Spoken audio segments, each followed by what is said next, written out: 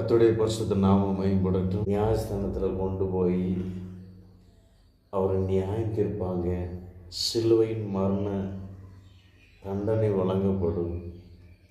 தண்டனை அவர் செய்த பாவத்துக்காக அல்ல, நான் செய்த கொடூர பாவத்துக்காக, நீங்கள் செய்த கொடூர பாவத்துக்காக அவர் தண்டிக்கப்படுவார். சிலுவையின் மரணம் அவர் கொடுக்கப்படும். சிலுவையில் அறையப்படுவார்.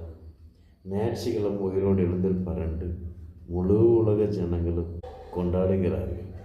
எனக்கு அருமையான தேவனுடைய பிள்ளை, AD 34 அவர் மரித்த இயேசு அதுக்கு பிற்பாடு ஒரு நாளும் மரித்ததே இல்லை. அவர் அன்று உயிரோடு எழுந்த தேவன் இன்றும் உயிரோடு இருக்கிறார். அந்த இயேசு உங்களுடைய சிறை வாழ்வை மாற்றுவார். அல்லேலூயா. இயேசு ரொம்ப